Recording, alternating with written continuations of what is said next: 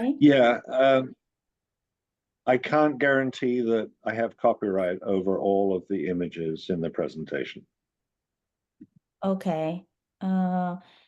So can I share your presentation in our website, in our cyber training website, or If you put a clear message saying some of these images are not maybe subject to copyright protection. okay.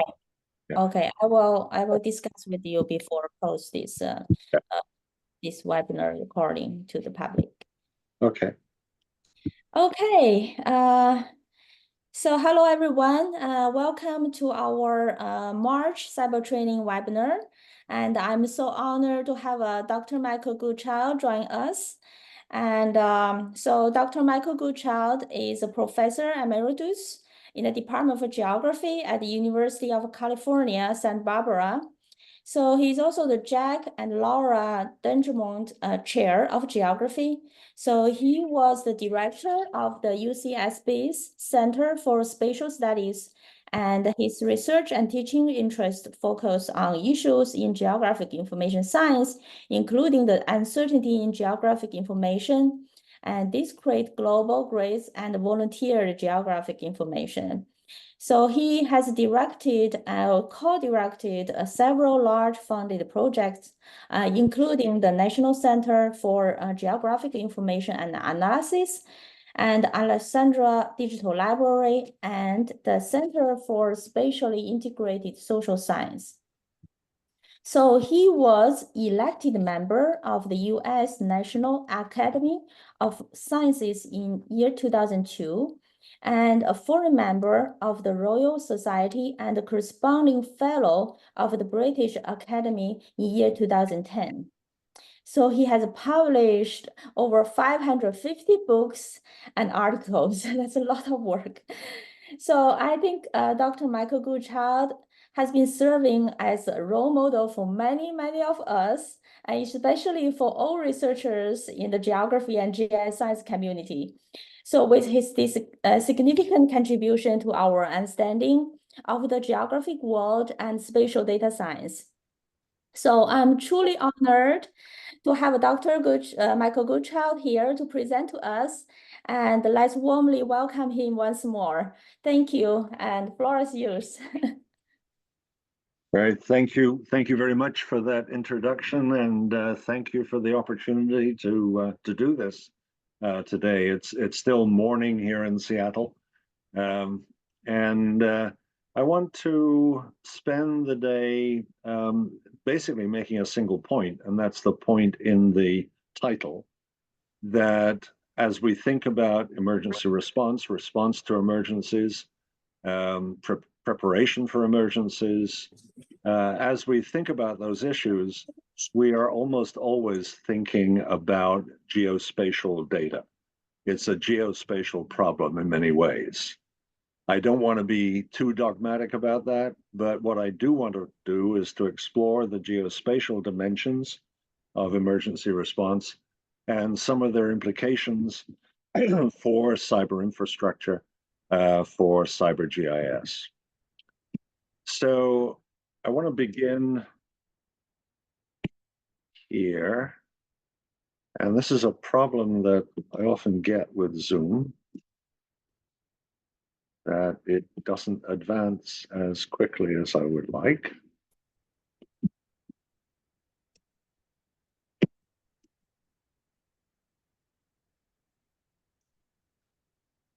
There we go. I want to take you to 1995, so that's probably before many of you were born, and to April 19th, so almost 29 years ago, and to downtown Oklahoma City, and what was then known as the Murrah Building. It was a federal office building. And at 2 minutes past 9 that morning, Central Daylight Time, about a ton of fertilizer explosive in a truck parked in front of the building blew up. And the result was absolutely catastrophic. There were 168 deaths, many of them young children, and 680 injuries. And here's the wreckage of the building shortly after the explosion. If you go there now, you will find a very moving memorial to the whole event. And the law enforcement side of this was successful. The two perpetrators were arrested and tried and convicted. So the point I want to make about this is that instantaneously, when this explosion occurred, there was an enormous demand for information. And time was absolutely of the essence. You needed information very quickly of a variety of forms. And this is something that is generally true of any similar emergency. Someone's not muted. I wonder, perhaps you could mute. So several different kinds of information are absolutely needed. The building plans. Where were the people when the explosion occurred? And how were they impacted? And how were various injuries, how did they occur, and where did they occur? And then information about the surrounding streets, the routes to hospitals for emergency vehicles, the home locations of employees, the locations of emergency vehicles, information for law enforcement, which of course stretched out over more than the state of Oklahoma. And a lot of information was needed about subsurface infrastructure, the gas lines, the power lines, the water pipes. All of that was immediately needed within seconds, minutes of the explosion. So immediately issues of information access become important. So how much of the information that's needed is public and how much of it is online versus how much of that data is proprietary in private hands or on paper. And as a result of information access issues, there is a period of as much as 72 hours before the necessary information really becomes available in a case like this. And I want to talk in a moment about 9/11 and the similar kind of conclusion there. How much of this information is interoperable? Will its formats fit those used by the responding agencies? And what analysis tools do we need?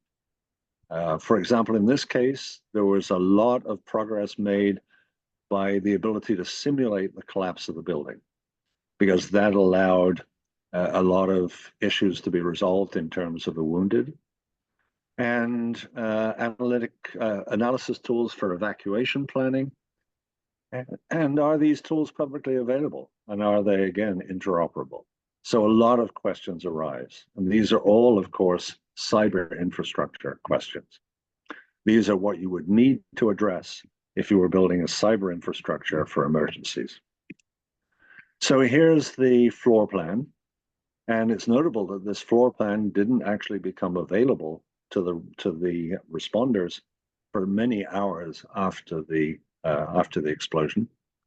Most of the damage occurred on the second floor, where unfortunately the daycare facility for the building was accommodated a lot of the second floor. So let's go from there to a much larger case, and this is 9/11. This is New York City. And many of the things I've already said about Oklahoma City also applied to 9/11. If you look at the lower right part of that image, there's a pointer to the Office of Emergency Management for New York City, which was in one of the destroyed buildings. So a huge amount of the information that was really needed wasn't available because it was destroyed by the collapse of the World Trade Center.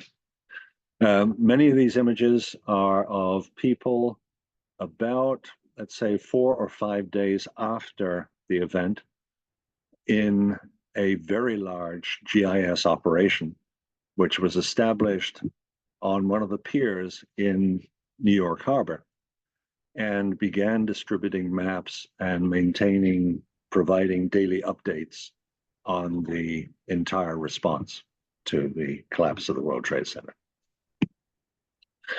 Just a few examples of the kinds of data that became available. This is a fine resolution air photograph. And unfortunately, that kind of information couldn't become available until days after the World Trade Center collapse, because first, all aircraft were banned from US airspace for several days. And secondly, the smoke and cloud made it impossible to get good pictures. So this one would have been taken many days after the initial catastrophe. Here's a map of heat. This is an infrared image. And what it's showing is the very high levels of heat which were present in the collapsed buildings and made the whole response operation very difficult. It was impossible to get in. There was smoke. There were very noxious chemicals, and a lot of problems then in accessing the pile. Here's a three-dimensional image. So this is after the event, and this is LiDAR taken from an aircraft, and it shows the dimensions of the pile, the wreckage that was left after the World Trade Center collapsed. So stepping back a moment then, when we think about emergency management, we often think in terms of four phases. There's the event itself and its response, but before that, there's whatever preparedness can be put in place. And I want to talk about that quite a bit in terms of cyber infrastructure. And then after the response, there is recovery. And then finally, there's mitigation, the steps that are taken to prevent similar events in the future. And of these four stages, the one that is really critical in terms of time, where time is absolutely the essence, is the response. People in this area of rescue from emergencies talk about the golden hour, the hour after the event, when it is still possible to save lives. And it's a very quickly diminishing possibility after the event. So some years ago, the National Academies produced a report. This is from the Mapping Science Committee, one of the committees of the National Academies, and it's about geospatial perspectives on disaster management. And the title of the report, Successful Response Starts with a Map, is a very deliberate title. And what it's emphasizing is the importance, particularly in the case of 9/11 and the World Trade Center, the importance of a paper map. You might think that modern technology, immersive technology, augmented reality would be enormously important in cases like this. But unfortunately, the answer is in many cases no. A lot of the communication systems go down in the emergency. A lot of smoke and heat make it very difficult for high technology to function. And so the New York Fire Department was very insistent after 9/11 that it was the paper maps that they got that were really most valuable. So a few extracts from that report, and the report's online and you can access it very easily. A few illustrations from the bottom left is Hurricane Katrina and its flooding in New Orleans. And then the World Trade Center on the bottom right. And then upper right is the eruption of Mount St. Helens in the state of Washington, which had enormous impact in terms of ashfall over the state. And in terms of the conclusions of the report, there are three singled out here, the importance of maps being the key one. Maps are essential in the earliest stages of search and rescue. Overhead images provide the best early source of information on damage, but overhead images are often difficult to collect. And I talked about how, in the case of the World Trade Center collapse, it took many days before it was possible even to fly over the site and get a good image. And then the bottom one, I want to talk about at some length. This is the importance of evacuation planning. So one of the things we can do in terms of preparing is to consider what happens during and how to manage evacuation. So the general conclusion of the report, geospatial data and tools have the potential to contribute to the saving of lives, the limitation of damage, and reduction in the cost to society of dealing with emergencies. So this is a very strong conclusion, I think, in favor of geospatial technology and its importance in emergency management. So now I want to talk in more detail about a particular kind of emergency, and it's the wildfire emergency that occurs very often in California, most recently in Texas, and more across areas of the globe.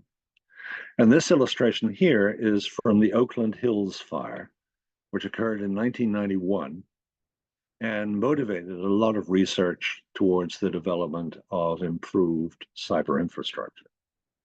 So the key point about the Oakland Hills fire and its intensity and its very rapid movement was the loss of life. This is the fire burning above the Claremont Hotel in Berkeley, and some illustrations of the fire and news coverage, and a death toll of 21 in the very first few minutes of the fire. Something very serious and unlike many other cases of wildfires in California. Here's a map showing the initial period of the fire. The red dot in the middle is the origin of the fire, the ignition point. The red contour is the outline of the fire after 30 minutes. So you can see it expanded extremely rapidly, and the green dots are the locations of the deaths. So 21 in total. And notice how they're clustered in the very early stages of the fire. And one of the reasons for this is the very steep topography of the Oakland Hills, and the fact that many of the roads shown here in blue are just single lane.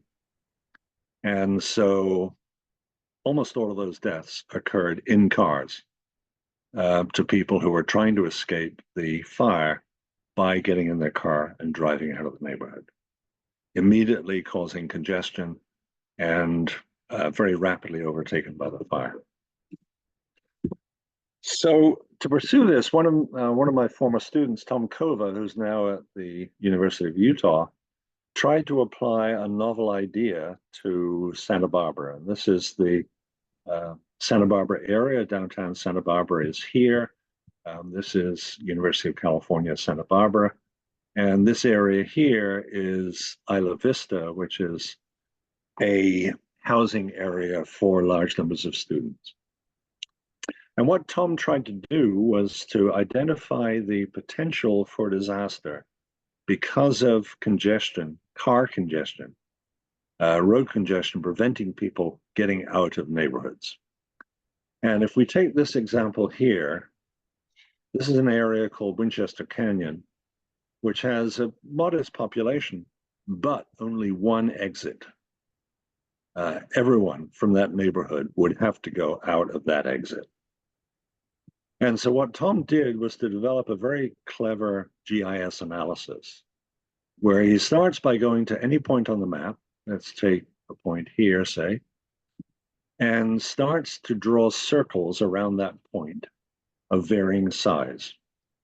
And every circle is analyzed to find out how many exits there were from that circle and how many people lived within the circle. And for every point, he takes the circle that produced the worst case and plots that at that point. So areas which turn out to be red are areas with large people who would have to exit through. Could you please mute whoever is not muted? So you can see that the fact that there's a number of people having to exit from Winchester Canyon through one exit produces a very serious danger for people in that neighborhood. We also get serious difficulty downtown, where population densities are high. In Isla Vista, where there are lots and lots of students and only 2 possible exits. And this area here, and this is Mission Canyon, which I want to focus on for a little bit. So here's Mission Canyon. You can see the convoluted street network. Many of these streets, again, are single lane. And getting people out of Mission Canyon became a real problem that we worked with the community to pursue. So here's an aerial photograph of the community. It's very hilly. And the way we did this was by simulation. So we simulated by assuming that each driveway had 1.8 vehicles, that people would want to get those vehicles out of the neighborhood. We simulated the behavior of drivers using a standard simulation package. And that simulation package considers the width of each lane, the slope of the street, the distances of view, and all the way through to the aggressiveness of drivers, which you can assume is fairly high in a situation like this, and trying to get people out of 770 homes, which we found under all circumstances takes at least 30 minutes. So as a result of that, and working with the community, Mission Canyon became prepared. It did a lot of things, which I'll talk about in a moment, to minimize the potential impact of fire and to improve the chances of getting out. However, and here's a big however, the needs of Mission Canyon can't be expressed in isolation, because the next major fire in Santa Barbara occurred to the east of Mission Canyon, and people evacuated from that area through Mission Canyon, and as a result, blocked exits for everyone from Mission Canyon. So strategies and plans have to be developed for larger areas. We can't really consider one neighborhood at a time. And so if we look into this a little bit, you'll find that, for example, in Minneapolis, St. Paul, Shashi Shekhar and his group have used high-performance computing to simulate the behavior, in that case, of more than 1 million drivers, much more than the Mission Canyon case. Okay, implications for policy. What would you do if you were in this situation? Well, you might petition for new outlets. And in Mission Canyon, that was possible by taking a lock off a gate so that that gate would be open in the case of an emergency like this. Better deployment of traffic control. So avoiding, for example, 2-lane streets that have only one width. Getting people to understand the risk. Reducing the use of cars. If you can persuade people not to take their cars, but leave by bicycle, they're actually much better off. Although, of course, they may lose the car. Specific problems of people who are shut in, elderly, latchkey children, specific problems which raise questions of privacy, which I'll talk about in a moment. And so, as a result of all this, we've recognized the importance of geospatial tools for emergency management. Things like being able to stimulate mass evacuation. And what we have found, however, is that the specific requirements of emergency management are rarely addressed. There is very little evidence that people are aware of the importance of geospatial tools, particularly in preparation for emergencies. Very little training. and very little attention for tools that work under the difficult circumstances of search and rescue. And I talked earlier about the difficulty, for example, of using immersive technology or augmented reality. So we have enormous data needs. The cyber infrastructure for emergency management needs to address the fact that data are frequently scattered among multiple jurisdictions. In the aftermath of 9/11, we worked with the state of New York and discovered that there were approximately 700 data sets which the state of New York would like to have had, but would have had to negotiate every one of those in advance in order to be adequately prepared. Data tend to be frequently scattered, and this is particularly true of data about utilities, electrical, water, gas utilities, which are almost always in the United States in private hands. Data are often in disparate, incompatible formats. There's a lack of interoperability between data sets at multiple levels. There's a lack of knowledge about what data exists and where. How do you find data? And you certainly don't want to do that in the seconds after an actual event. And there are often restrictions on the use of data and concerns about data security. You might negotiate an agreement with, let's say, a utility company to provide the data during an emergency, but what happens after the emergency? Because by that point, you've probably copied the data. And data users, of course, always lack training. So there's generally a lack of operational infrastructure in the immediate aftermath of the disaster. I want to talk a little bit to hammer home the point I've been making about time, the importance of time. This is the footprint of a fire in Santa Barbara. We're now just to the east of downtown.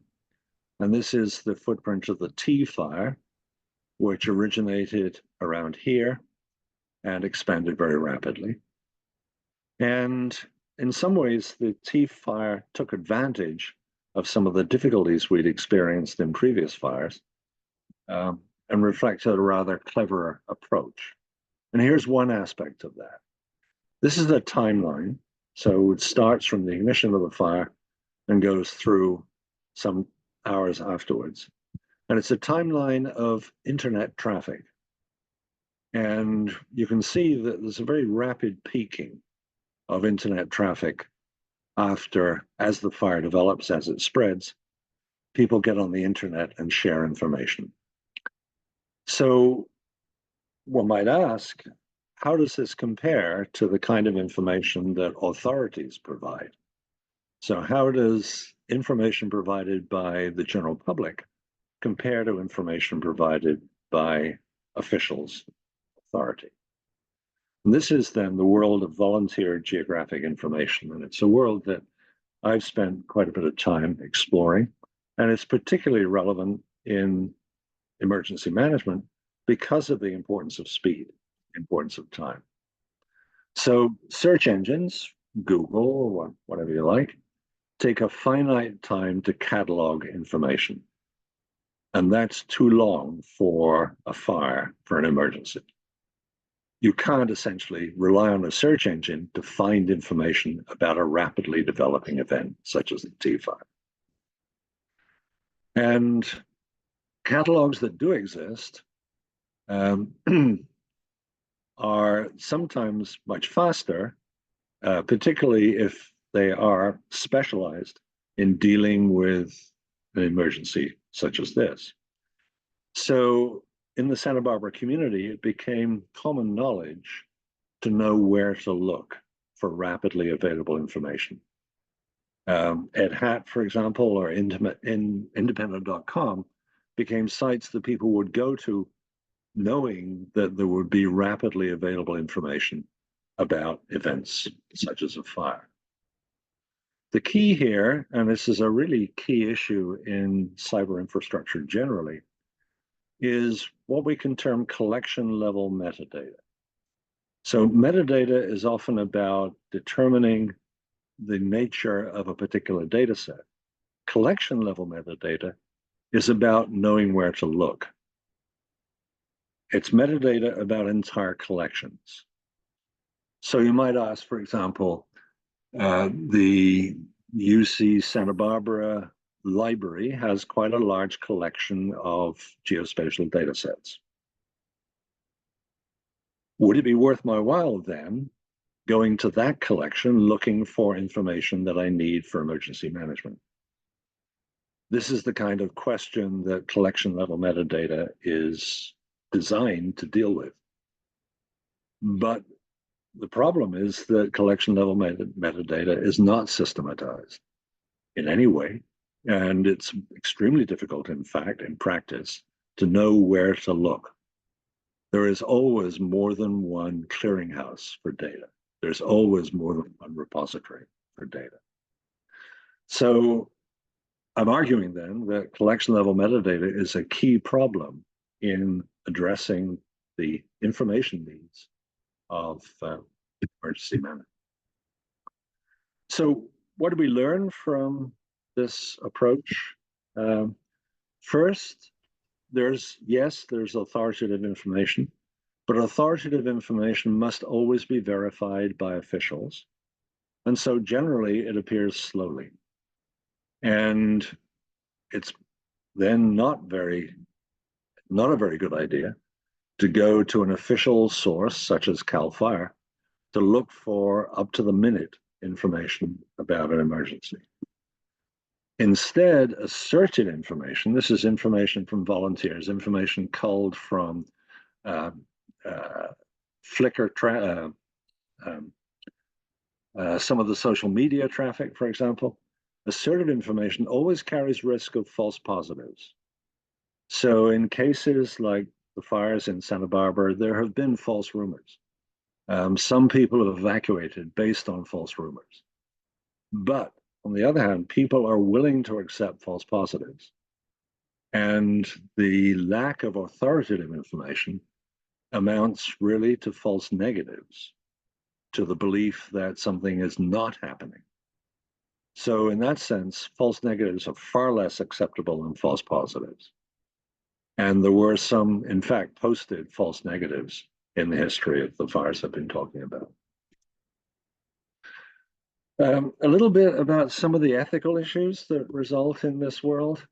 Privacy, confidentiality, of course, and the general question, when is it acceptable to post information about others?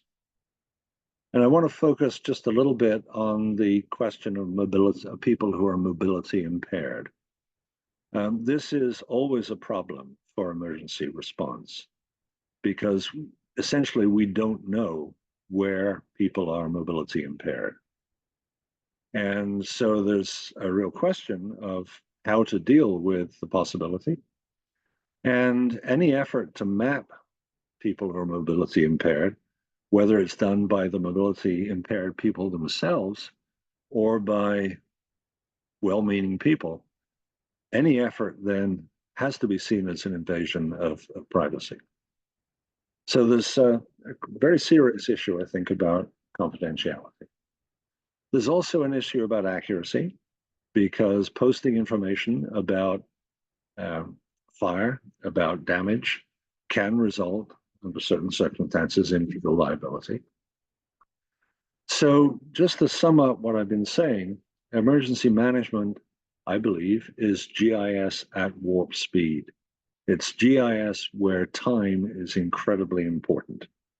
It's amazingly important to respond quickly with information. And this is, of course, the story about the golden hour, the hour after the emergency when most lives can be saved. And it contrasts very strongly, I think, with traditional GIS. And it's easy enough to see traditional GIS often as proceeding at a rather leisurely pace, in which projects may take months or years. This is GIS at a pace of where seconds and minutes matter. So it leads to the question, if we never know exactly where something's going to happen, we will never know the locations or the geographic extents or the durations of disasters. The one thing we do know is that they will happen sooner or later. But given that, what can we do in advance? We can't build a GIS database in advance because it needs so much in the way of local context, which is specific to time and place. We can, however, acquire GIS software, devise procedures, make database designs, and do it in a way that can be quickly populated given a time and location. So we can, in advance, plan a lot of the procedures that we're going to use when the emergency occurs. So this has led to a lot of work, and I've been involved in this kind of work in the past, a data model for disaster management, a prepared template, not having any data, but having the procedures and the structures necessary that can be rapidly populated using prepared routines. This is not going to produce a database in seconds, but it is going to produce a database in hours, and hopefully substantially faster than the examples I've been talking about. And prepared analysis functions, the functions needed, for example, to simulate the collapse of a building or to simulate the evacuation of an area, and up and running within minutes. This is in part addressing what I've seen in the past as the importance of archiving, and looking at examples like Hurricane Katrina. After all the response and recovery effort, what is left? After the response and recovery from the World Trade Center, what remained? And the answer frequently is nothing. There are rarely any procedures to retain, catalog, archive the databases, the data models, the procedures. And I think it's very much to the credit of Louisiana State University that they've spent a lot of time archiving the databases that were constructed for Katrina. This is, I think, a very, very valuable task, and something that can be used to guide future activities very effectively. So here's just an extract from the LA Times after one of the fires in Santa Barbara, pointing to the kinds of evacuation drills, the phone trees that were set up in preparedness and minimized the impact of the emergency when it occurred. One of the finer aspects of this were the herds of goats that the Mission Canyon community hired to cut down some of the custers, some of the potentially flammable materials upstream of Mission Canyon. So perhaps to leave you with one message that I think is probably the most important: space and time are critical in emergency management. Everything that happens somewhere in space and time, but where and when cannot be known in advance. But we can at least improve the means to deal with emergencies before they occur. So I hope that was interesting. Thank you very much for your attention. I've certainly enjoyed doing this, and I've enjoyed going back over some of this work that I've done over years on the problems of emergency management. So thank you. Thank you, Mike. Thank you very much for the exciting and excellent lecture. I think all of us have learned a lot. If you have any questions, you can unmute yourself, or you can post your question in the chat box. So actually, Rowan has posted one question about, did they talk about, you mentioned about electric power. So did they talk about why the need for more electric power will happen in the article? You talked about the article in the beginning, before your presentation. Oh. Mm-hmm. Oh, yeah. Yes, this is a general concern about the very rapid growth in demand for electric power in response to high performance computing and the creation of large language models. And I was talking about an article in the New York Times, I believe yesterday, showing that there has been essentially a flattening of the growth of electric power in the United States over the past 20 years, and that situation is about to change dramatically. We're about to enter a period when there will be rapid growth of electric power demand. And a lot of this is coming from the very high computing requirements of large language models and AI in general. So what's the answer to that? I really don't know. I think some exposure to it. I think in many ways we see power consumption, electric power consumption, as something that is not of any great concern. But of course, it's a great concern when you translate it into consumption of fossil fuels. When you look at examples across the United States where old coal-burning power stations are being rehabilitated in order to produce the kinds of power we need for high-performance computing and also for electrically powered vehicles. So this is it's an issue which I think needs a lot more attention. I don't know what the solution is, but it's something that we do at least need to be thinking about.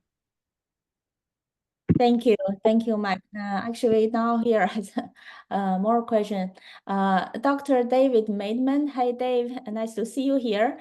So he has a question. Yes, Dave is here. So could you comment on the evolution of web mapping and its utility for emergency management? Yeah. So I made the point that in many emergencies, it's the paper map that is actually most preferred by first responders. And 9/11 was an excellent example of that, because the New York Fire Department had to operate in appalling conditions of smoke and darkness. And so it was very clear to them that the paper map was immensely valuable. The production of maps on the web is something that's now a well-developed technology. And it was possible even in 2001 for Esri to set up web mapping capabilities on the pier where they were headquartered within hours after 9/11. So web mapping is a very effective way of sharing geographic information and producing that information in a usable form. Thank you. So Ji Kun has a question. First of all, he thanks a lot. Thank you very much for your presentation.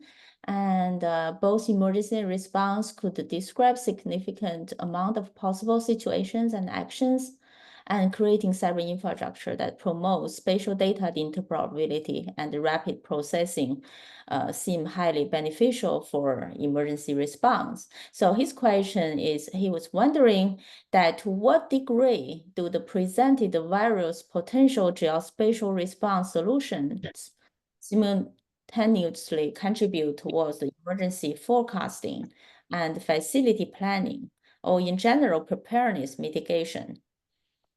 And also data confidentiality and the reliability appear to be particularly hard to maintain in collect, share, and process in the high level. So could you elaborate a little bit? Right. Yeah, I think the last little bit, the sharing of proprietary information during an emergency. is indeed a problem, because once information has been shared, it's very difficult to claw it back and reestablish a, a new access regime. I think that this is very similar in many ways to the question of access to social data and the methods that have been developed by, let's say, the Census Bureau, the census data centers, which allow a kind of access but not complete access, could be modified to deal with the needs of emergency management. So just as a social scientist might want to be able to access individual level census records, but would be prevented from copying them or taking them away, we can, I think, think through similar kinds of approaches to providing temporary access to proprietary data. So I think that's an interesting research topic, and I've not to date I've not seen any work on that topic. Mm-hmm. That's very good question from Ji-Kun. I think this potentially have a growth for the new research topic, ethics and privacy and data sharing issue. And Sarah has a question. Could you elaborate on the higher public acceptance of false positive vs false negative? And what is a false negative example, and how is the acceptance level being estimated? Right. Yeah. So an example of a false negative is the belief that a fire is not occurring in, let's say, Mission Canyon. So during an emergency, you access an authoritative source, and it tells you that there is not a fire in Mission Canyon. That's quite dangerous if there is indeed a fire in Mission Canyon. So false negative can be quite dangerous. A false positive, on the other hand, might be the belief that there is a false rumor that there is a fire in Mission Canyon, which causes someone to evacuate. And in hindsight, that person might well be willing to excuse that mistake because it didn't lead to disaster. Whereas the false negative is much more serious. And the false negatives arise often because of the time factor, because the fire in Mission Canyon hasn't yet made its way through the official process to appear on the map. And so that produces much more serious after effects. Yeah, and I think I have a similar question, and I was also very interested in this false positive and negative chapter that you just talked. So I think the spatial uncertainty was always a big topic, and especially, so what do you think about the role of spatial uncertainty, for example, especially for the uncertainty, vagueness information about the risk level. So how that going to play a role in the emergency response? Yeah, well, in the fire situation, we tend to think of a fire having a boundary. Right. The map I showed of the Oakland Hills, there was a red line showing the boundary of the fire. What in practice that actually means is something very different, because wildfires can jump very long distances in certain circumstances. Embers can be blown by wind. And so this leads very quickly to a breaking down of the concept of a boundary to the fire. Mm-hmm. And after the fire, when you look at mitigation, the areas burned can be very patchy. and a single house can survive the fire when it's surrounded by houses that were destroyed. So we tend to work with concepts like boundary, which actually in practice don't work out very well. Thank you. We have actually many questions. So Nanjo, who has a question, so could you please explain more about how to balance the accuracy and real-time performance of geospatial data in emergency response? What were the last couple of words?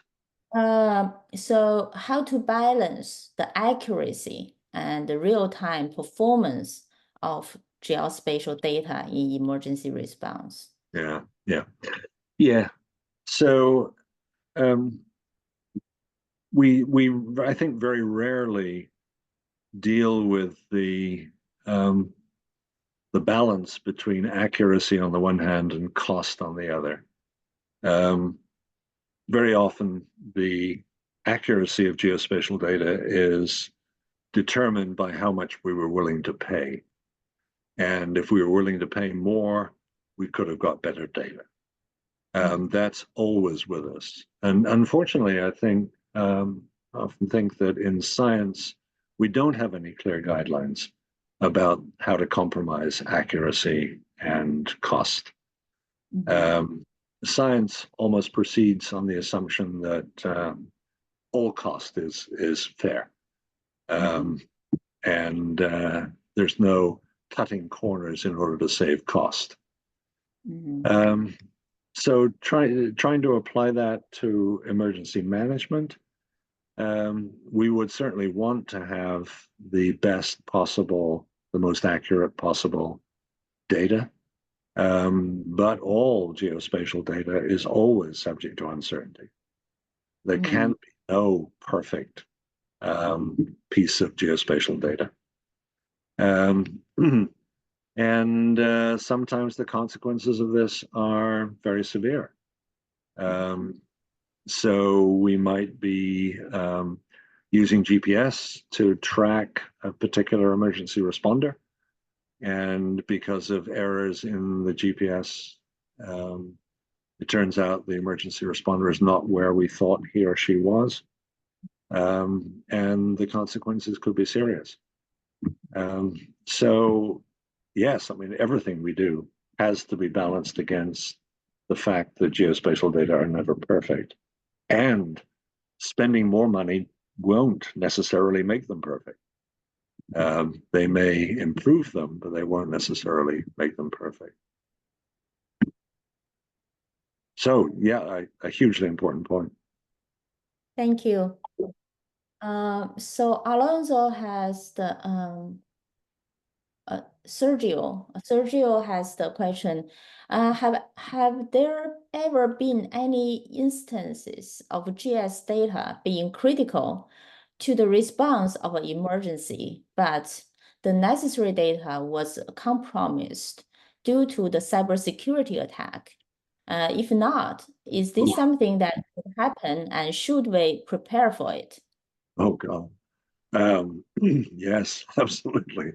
Yeah, it's cybersecurity is always going to be a problem, and the best laid plans, best laid schemes of emergency management are always going to be subject to catastrophic cybersecurity issues.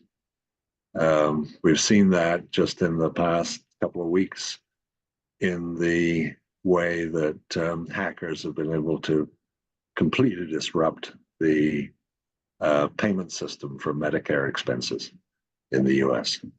And yeah, that will have to be a part of any effort to prepare for emergencies.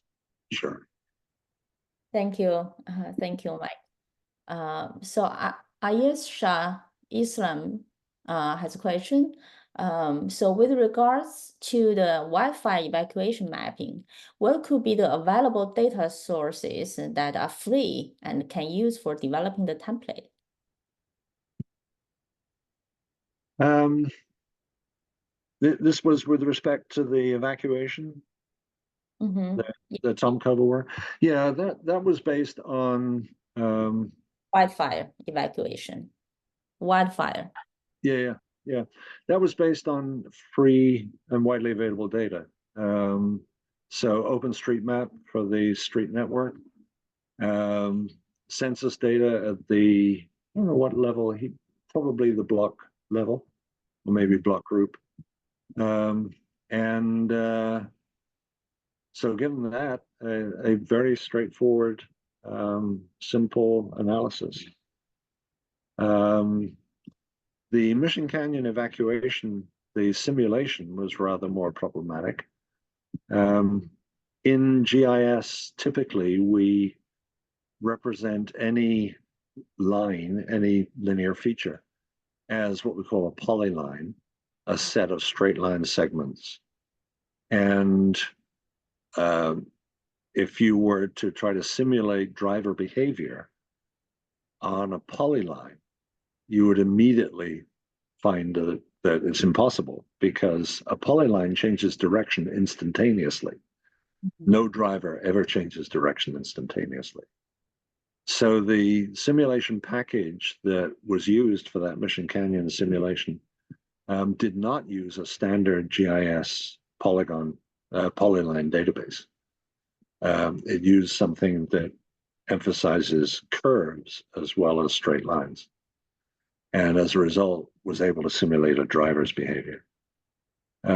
So I always found that a rather interesting um, exception to the kinds of practices that we have in GIS.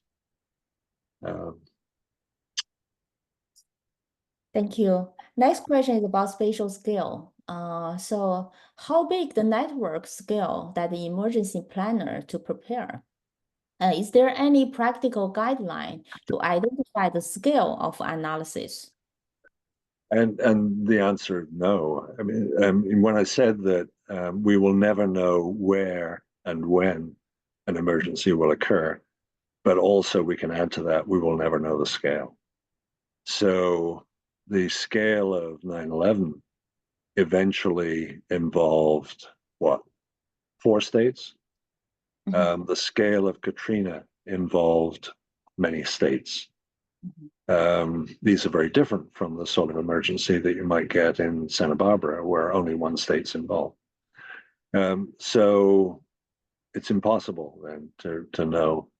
Um, all we can do is identify the possibilities and develop procedures for overcoming the boundaries of state jurisdictions or county jurisdictions when necessary. So yeah, scale is let's add it to space and time as the key things that we will never know in advance. Or maybe we can also develop the policy. Do you think the Oh, policy also play a role here yeah, about scale? Yeah. yeah, We have more questions. I have one more question. I was really excited to hear about the collection level of metadata. yeah. Uh, have you thought about what kind of spatial data standard should be established for this type of collection level of metadata? Or has OGC been interested in this? Or have you talked about this? No, I've been talking about it for a long time, but I've never seen it addressed. Um, it's a problem that we ran into with the Alexandria Digital Library years ago. Um, it's if you look at the way that a lot of data repositories, data warehouses have been developed and planned, it's almost always with the assumption that that warehouse or that repository is the only one.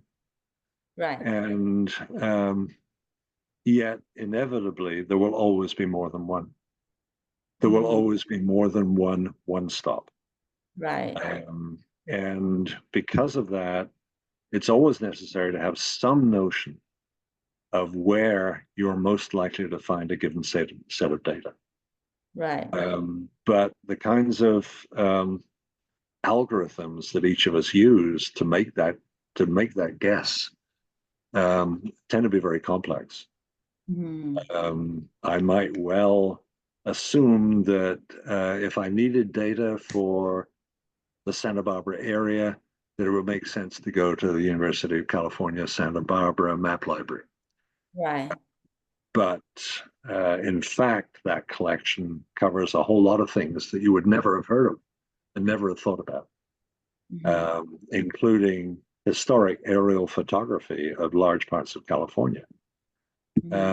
Where does that come from? Where is that information? So we have not been able to address that problem or develop solutions to it. Okay.